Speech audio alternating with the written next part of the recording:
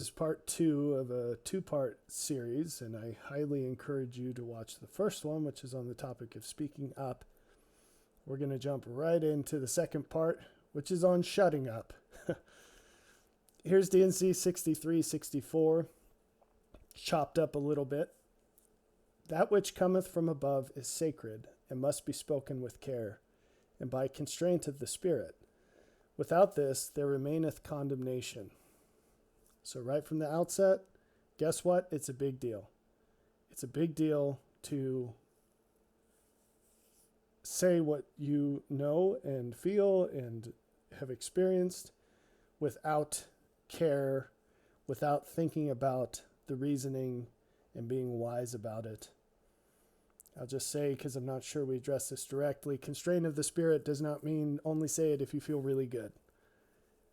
It means use your wisdom and understanding to think about cause and effect and to pray on top of all of that and just make sure you know what you're doing. Okay, so what harm is there in speaking when told to shut up? And again, in case you didn't follow my directions of watching the first video, specifically what we're talking about, as it'll be apparent here, is we talked about speaking up about the things that you've experienced with God, the things that you've been taught, the miracles you've seen, and so forth. By default, you should share those things. However, sometimes when there is an agent involved in this, whether that agent is the Holy Ghost or the Lord himself or an angel or a mortal person, that agent will tell you, I'm telling you these things, but don't say this to anyone else yet.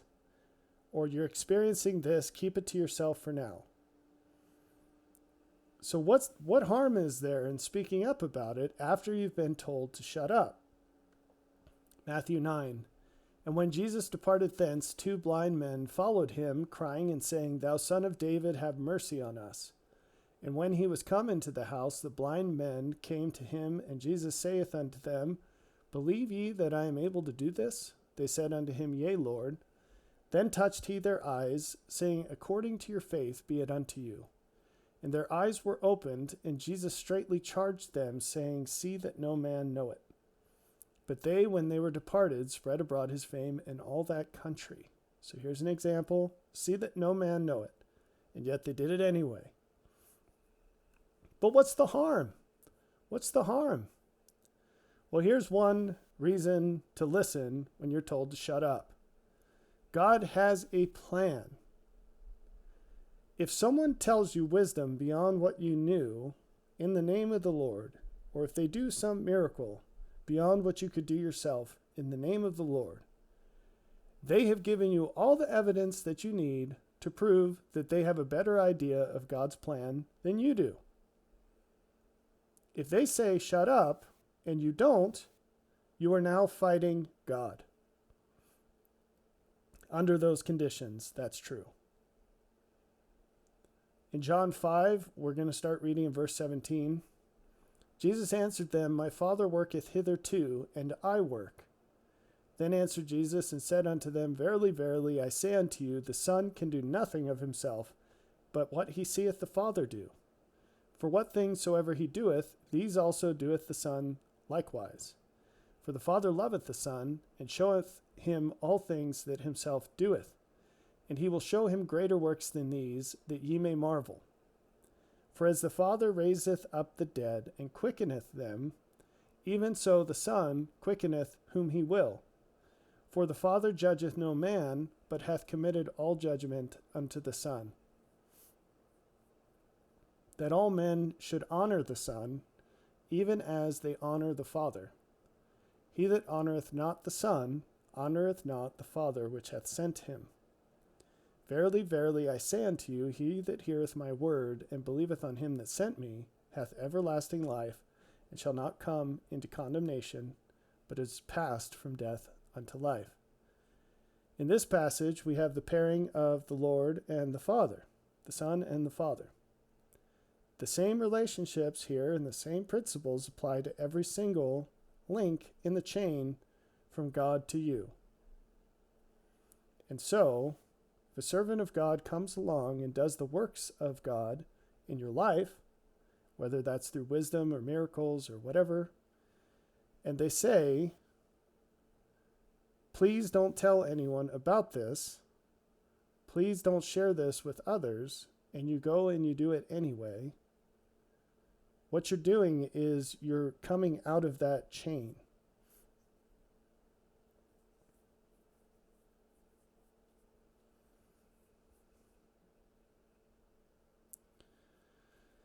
So God does not work in the dark, right?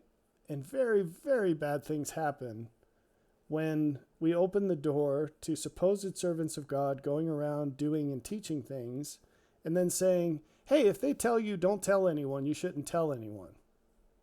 So from the outset, I want to make super duper 150% clear, I am talking about the same exact things that Jesus said and did.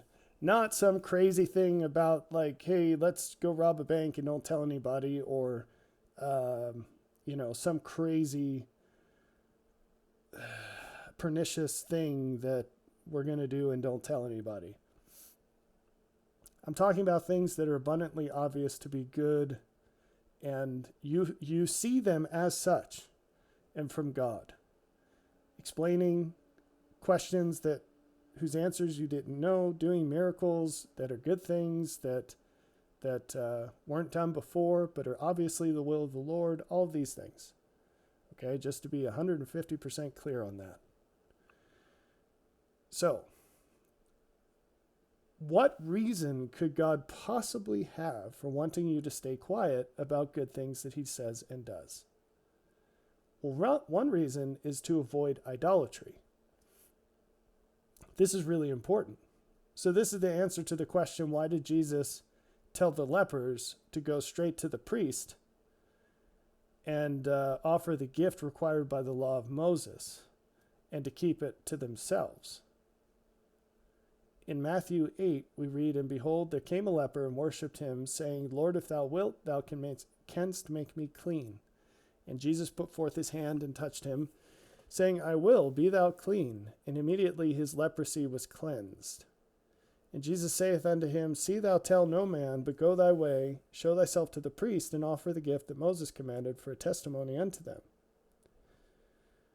Okay, so there are layers of reasons here, but when he says go straight to the priest, that was the commandment. That was the law under which they were living. And God's miracles don't fight against God. They go with the flow. Not the flow of men or the flow of apostate churches, because Jesus certainly ruffled the feathers of the Pharisees, right? But in this case, this was the legitimate law that Moses had received from God. And what Jesus did operated inside of that, not against it. It was bigger than that, but I'm saying it didn't oppose it. That was what they were working under, and he went with it. So he said, look, I'm going to heal you, which the law can't do, and then you need to go do what the law says about this. It says when you're healed, this is what you do. Now, if the leper had gone to tell people, you can't do two things at the same time, and maybe the focus of all this would have shifted quite a bit. Maybe the focus would have become Jesus. And you'd say, well, that's not so bad. It's Jesus. Yes. But what if these people didn't yet understand who he was? This is a huge block we have when we read the New Testament. We assumed that the whole issue was, is Jesus Jesus or not? They didn't understand what Jesus was going to be. You can get a lot more out of the New Testament understanding that to them, he was a holy man.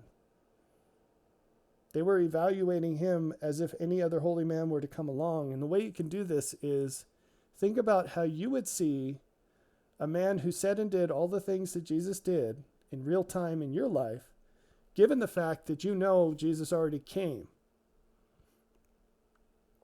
Right? So there's no direct conflict in saying it has to be one or the other, because Jesus didn't walk around saying, I'm the Son of God, I'm the Son of God. He said he came to show the works of the Father, right? So if someone else came along and said, I've come to show the works of the Father, you wouldn't be thinking, is this guy the Son of God? Because you believe he already came. And therefore, how would you interpret all the things he said and did? And that's closer to the mindset of the people at the time. They obviously they didn't believe the Messiah had already come, but what I'm saying is that will help you get towards the removing these scales of how you see that. So if these lepers, this is a story of one leper, but there's the story of the 10 lepers too. If these lepers that Jesus healed, if they made Jesus the focus, then it would be supplanting God. I'm not sure if that makes sense or not. It is extraordinarily possible to make a servant of God the focus instead of God. And that should never, ever happen. And too often, like the case with these lepers, the person who experiences the miracle or the teachings or whatever, they're not in a place of spiritual maturity sufficient to avoid that problem. And so in this case, Jesus is very explicit to the leper to go with the religious flow of where he was. And he had injected this new thing in, but he's like, look, enjoy your healing, but just go with the law of Moses. And it was really important that that happened. Now, we don't know, furthermore, if one of the many purposes of the Lord in this miracle was the priest that he was going to go show himself to. Because now you have this undeniable evidence that something's going on. And if the leper is not running around shouting, Jesus healed me, and he just goes to the priest and says, I used to be a leper and I just got healed, maybe the priest is going to have a much more open mind, and you're bypassing the prejudice now. If he had heard about Jesus and already had a preconceived notion, now all of a sudden he's got to contend with the fact that Jesus just did what he should do but can't. Because it should be the priest healing the leper, but the priest knows darn well that he can't do that. And so now someone has just shown him that he has something greater than the priest, but it's something the priest ought to want and see as good. And then that's a sign that God's at work here. That was probably clear as mud. But here's the point. God is the source. The glory is God's. And all of our efforts in this regard, the point is to increase the allegiance that people have to God, to increase the similitude they have to God. That's the point. It's any work by any of God's servants is to this end, to help people have a higher value for and a greater reception of God's goodness. So they will have a better idea than you, if you're the recipient of these things, as to how to do that. And you don't want to work against that. You should be working with that, not against it. Another reason a servant of God might tell you to shut up is because they know full well that with greater signs comes greater persecution. And none of them fear that because they love God, and when you love God, you can't fear things like persecution. However, they have a role to perform and a mission to complete. And when you muck that up by blabbing your mouth when they've told you not to, you're minimizing the good they can do by accelerating the end of their mission. And maybe it's not done yet. It's like a cake. You can't just say, well, I want cake now, therefore I'm going to take it out of the oven when it just got in there. There's a process. If you reread the Gospels, you'll see that Jesus very intentionally, well, first off, he knew very early on how this was going to go. He knew. There are many scriptures that you can cite in evidence for that, as evidence for that. But he intentionally ordered his mission so that he saved the biggest things that were going to irritate the people the most to the end. And the reason he did that is because he had to do all the other things first. And if he had begun with the end, he wouldn't have had the opportunity. So we read in Matthew 16, Simon Peter answered and said, Thou art the Christ, the Son of the living God.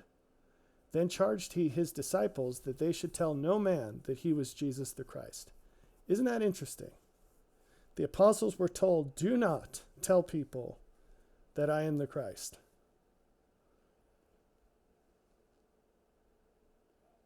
So what did they say instead?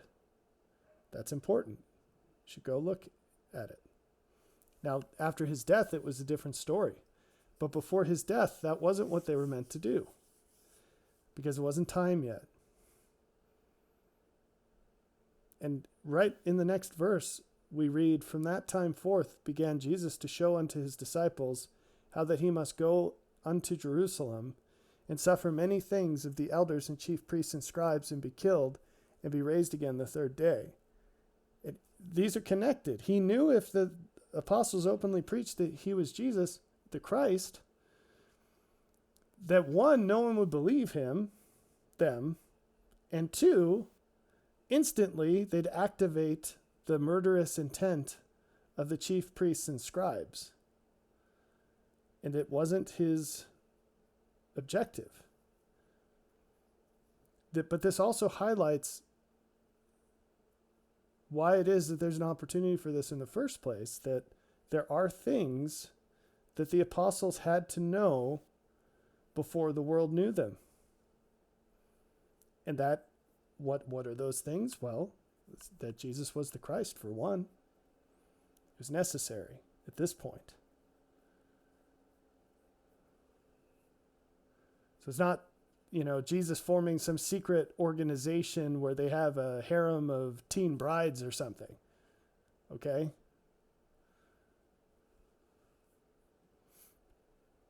Another reason is, it's the same reason, but here's another verse about it, another passage, is when he takes Peter, James, and John to the Mount of Transfiguration. That needed to happen at this time in his ministry. And Peter, James, and John needed to be there. But, he says, tell the vision to no man until the Son of Man be risen again from the dead. And maybe this is a nice indication of whether you're in this situation or not, is that there are conditions to the revelation of what you've experienced or heard. In other words, there's a reason not to say it right now. There's a reason. Here's another one. This one's pretty long. But this is the very sad story of the man who had the infirmity for 38 years. So that's a very important number of years. But Jesus finds the guy and he heals him. And then in verse, where is it?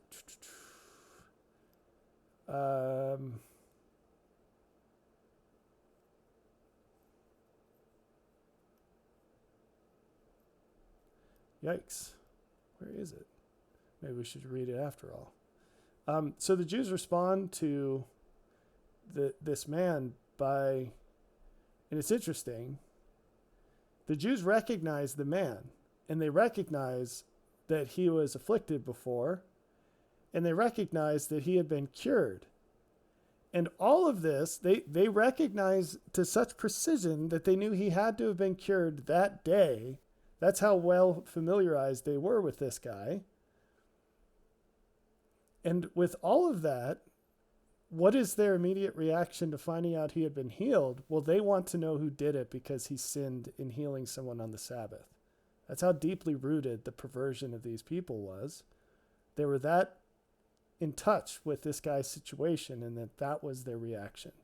Not to praise God, not even to be curious who had the power to do such a thing. Because that's something, man. So in verse 13, it says that the guy didn't know who it was, for Jesus had conveyed himself away, a multitude being in that place. And then in verse 14, it says, afterwards Jesus findeth him in the temple, and said unto him, behold, thou art made whole, sin no more, lest a worse thing come unto thee.